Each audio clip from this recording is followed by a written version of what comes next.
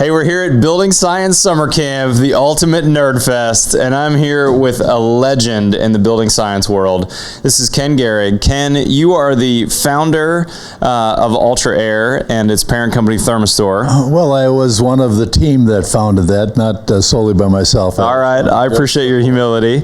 And also the inventor of the Ultra Air dehumidifiers that I use in all my houses. Again, part of that team, darn it. I appreciate your humility, Ken. All right, so Ken, I'm going to ask you a bunch of building science questions today. A lot of these are kind of semi-related to your business, and we'd love to hear what you have to say. So here's my first question.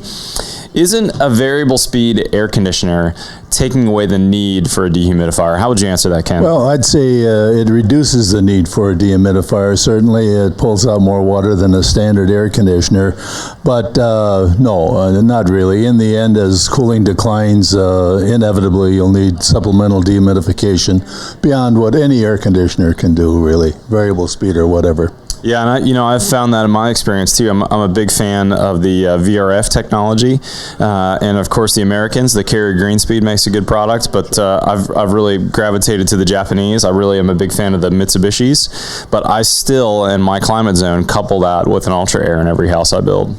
Well, I agree.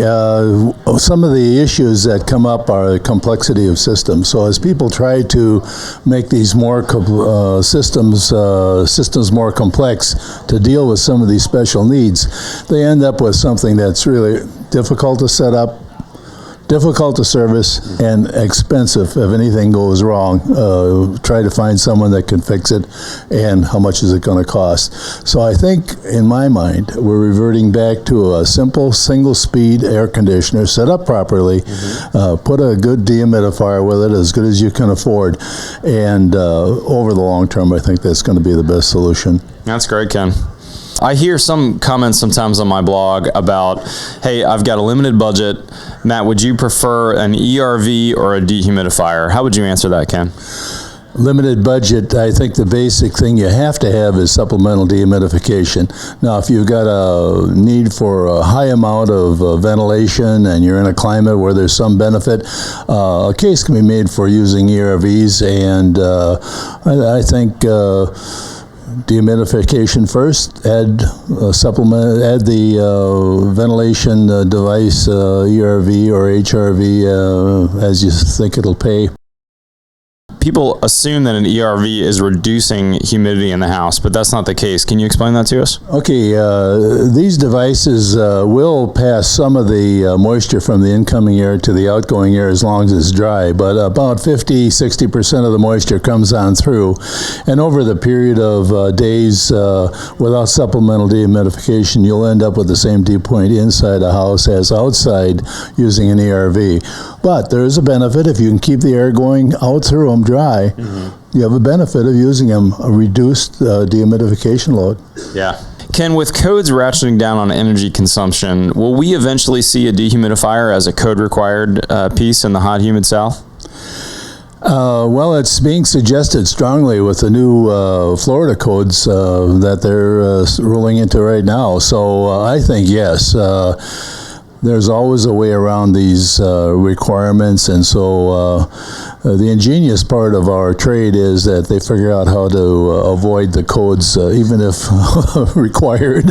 That is true. Hey, Ken, one common misconception I hear, or one common comment I hear about HVAC is if you do a proper manual J or a proper design of your HVAC system, that you shouldn't need a dehumidifier. How would you respond to that? Well, again, I think properly sized, it reduces the amount of dehumidification needed. Nothing worse than having a real hot day in company over and you can't keep your house cool. So as I see it, there's no need in suffering for the hope that you can control humidity in your home with just your air conditioner. You're not going to be able to. So I would say make it adequate to handle the peak loads, to handle company, and as it grows old, it'll still meet your needs. Don't suffer for the hope that you're not going to need a dehumidifier, because it's not going to happen. If there's no cooling load, there's no dehumidification from an air conditioner, and there are many hours every day even that you'll need supplemental dehumidification. Agreed. And, ultimately, it's really a comfort issue. You can maintain that set point in your house, but you may or may not be comfortable at that set point, correct? Absolutely. At this conference here, we're experiencing it every day here, trying to control humidity. We're running 72 degrees. We're at 63%, 65%. We're not comfortable. It's a cold, clammy feel. Why have that in your house? You could have 78 degrees and 50% or 48% and just sit there not even aware of what the temperature or the humidity is. You don't feel it. That's right. Ken, what's the future tech, or what's the future product line for Ultra Air? I think we're on a quest for improved efficiency. We already lead that pack, but we're trying to go to the next step. Also, handling fresh air ventilation in a home. If we could figure out ways to avoid fresh air being put into a home when not needed, but yet provide enough when needed, this would be a big improvement in operation and the cost of conditioning a house. And I think that's some of the area we're working on. There's been some discussion about trying to get this all into one box, to have the air conditioner and to have the dehumidifier in one device. But the complexity of it all, and having first to have to buy it and then have to install it and service it, it's proving to be difficult.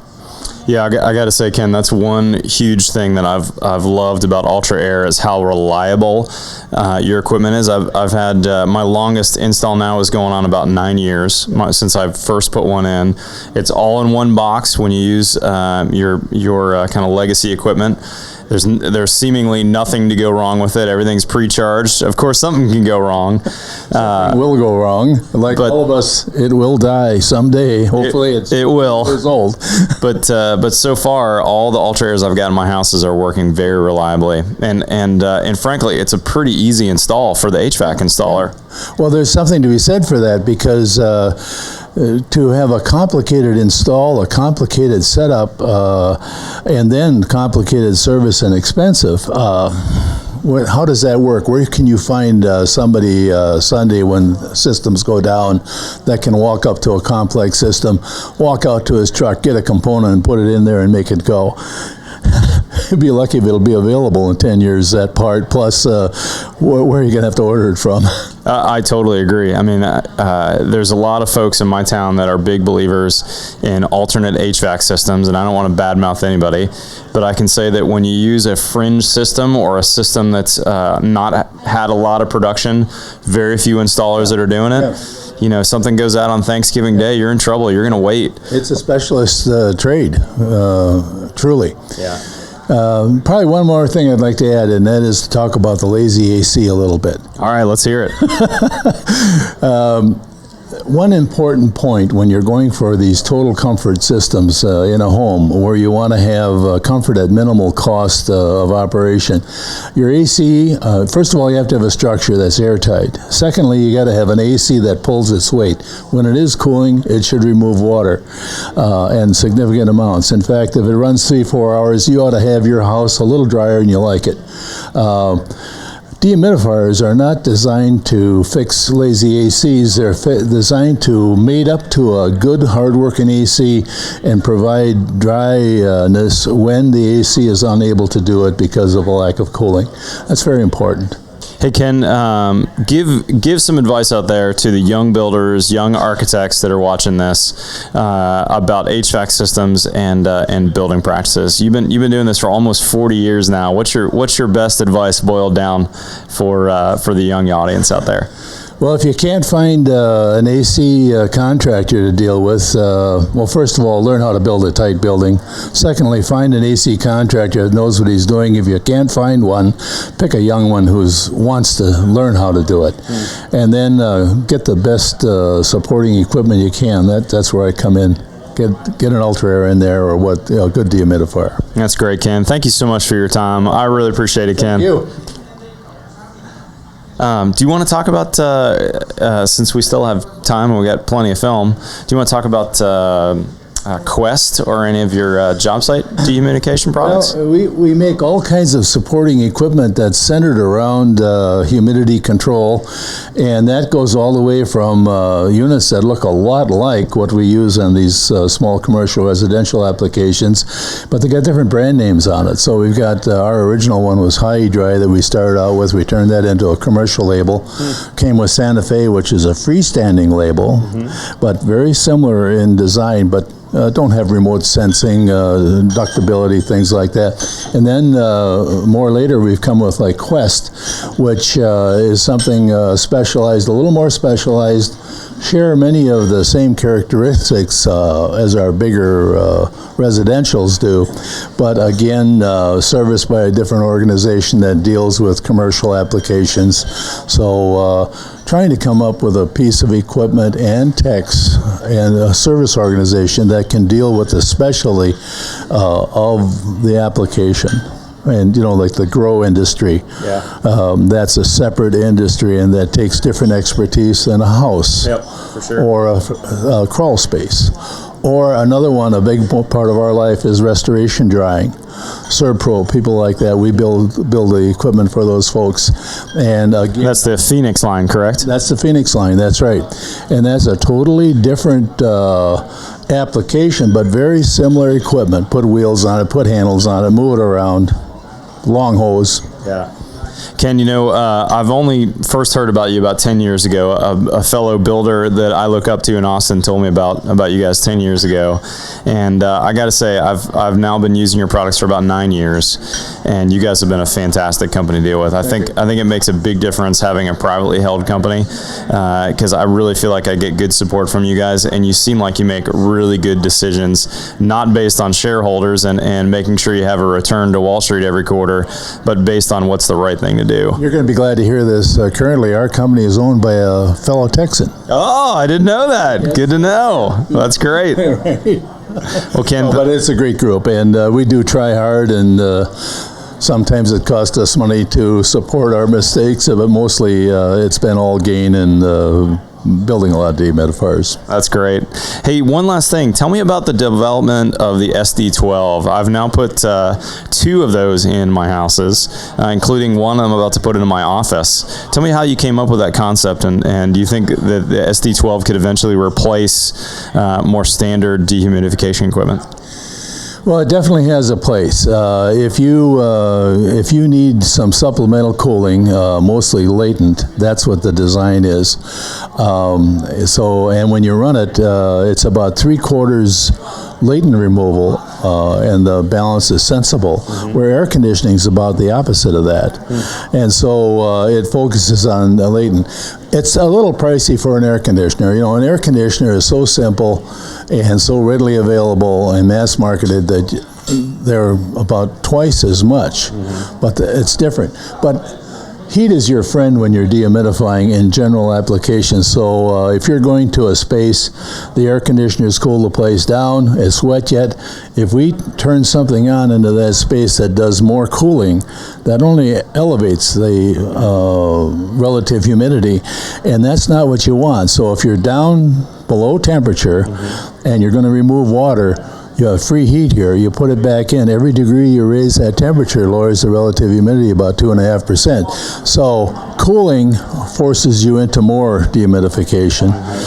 Putting the heat back in after the cooling's over decreases it. So then what's the perfect house application, let's say, for an SD12? I don't know that there is one typically.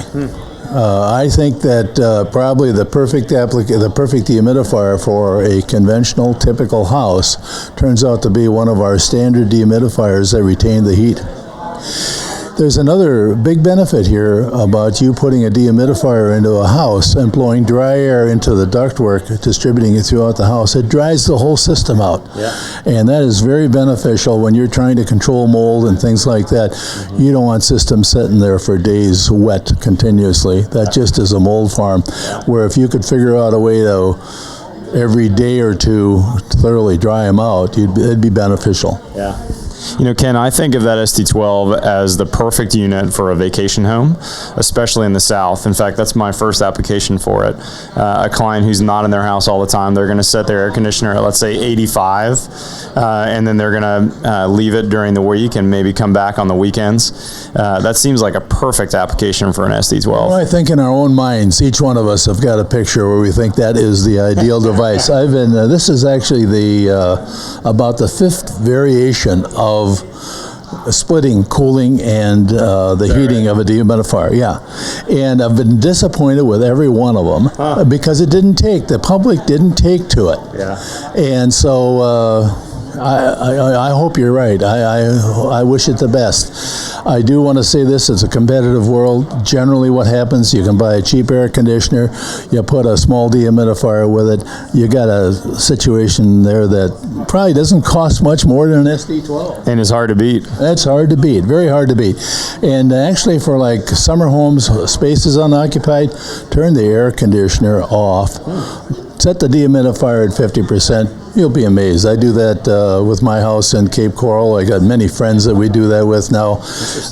Just turn the AC off. The house warms up. It doesn't take much dehumidification, and when you do dehumidify, you warm it a little bit more. Helps dry. Yep. Keeps it all dry. As long as your candles are not melting, right? Other than that, what difference does it make? I don't know of any problem yet. And what's a melted candle? Yeah. Cheap comparatively. And the more things about taking temperature down, that tends to draw in more moisture from high dew point areas. So another aspect about warming whenever unoccupied. Yeah. Much less moisture load. Ken, thank you so much for your time. So good to see you. You're a legend in our building science community. Make sure you check out the Ultra Air website for the residential models and thermistore.com for everything else. Try another little kick. How about look at HVAC Talk and look up Teddy Bear. That's Teddy Bear. That's your nickname, right, Ken? That's my nickname, my handle. Thanks, everybody. Okay, bye.